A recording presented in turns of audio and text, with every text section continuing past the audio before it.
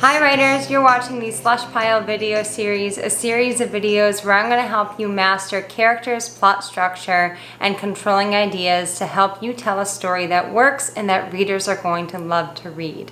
For the first of my video series, we're going to focus on the character craze videos. So it's going to be a series of videos that are going to take specifically looking at Hamilton's cast of complex characters, and we're going to peel back each character to really understand what makes these characters so dynamic, so complex, and absolutely breathtakingly beautiful and memorable. Now, the first character that we're going to tackle is the antagonist, and I kind of gave you some homework to walk through specific songs that feature the main leading antagonist of the musical, which is Aaron Burr. Pardon me, are you Aaron Burr, sir?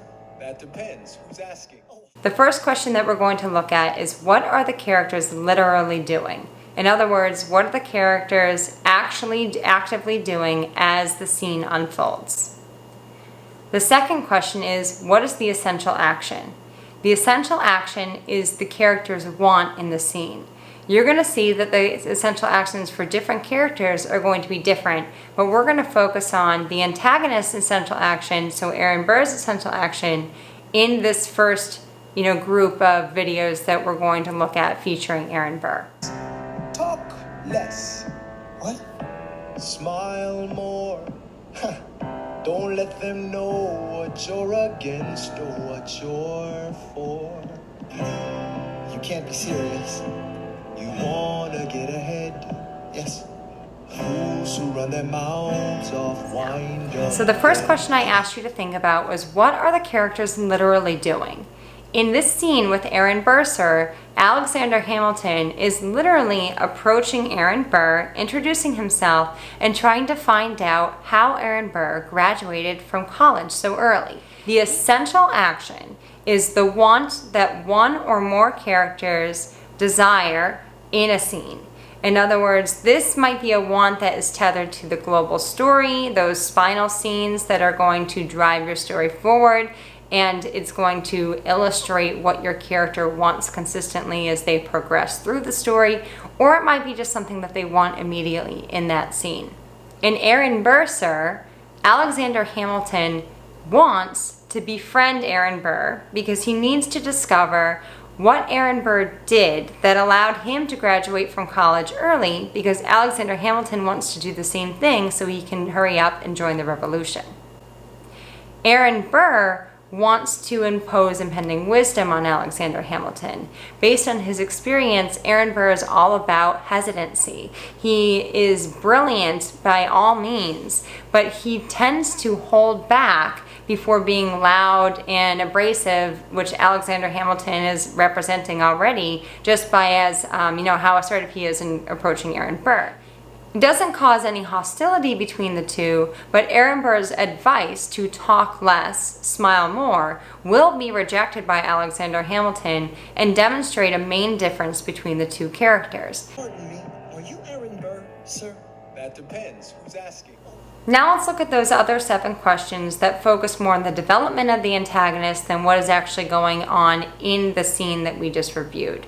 We can see how these come to life in this scene, but these 7 questions might be used more when you're developing your antagonist, and then they're actively put into place as you start to have your character come to life in the scene, but not necessarily described like what is the what is the character literally doing, or what is the essential action. Aaron Burr, give us some verse, drop some knowledge. So the first of those questions was, what's the backstory? Now we get a little bit of Aaron Burr's backstory here, not a ton, but we do learn that he was an orphan.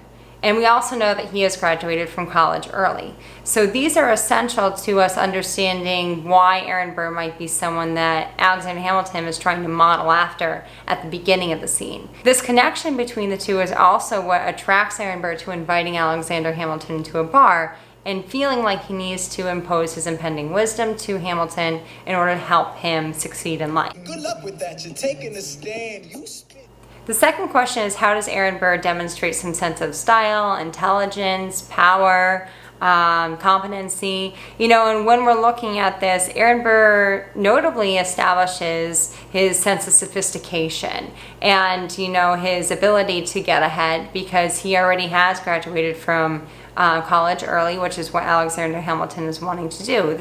He's someone who Alexander is looking up to, which makes us automatically, when we're identifying with Alexander Hamilton as the protagonist, see that Aaron Burr has a sense of power, has a sense of authority.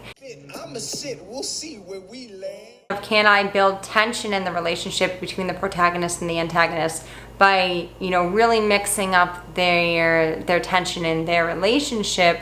Is evident here because we have Hamilton, who actually really adores Aaron Burr at the beginning of the song, but by the end of the song, he shifted his gear. He's attracted more to Lafayette, Mulligan, and Lawrence, and a big part of that is because Lafayette, Mulligan, and Lawrence are active, they're loud, they really want to do something about the revolution.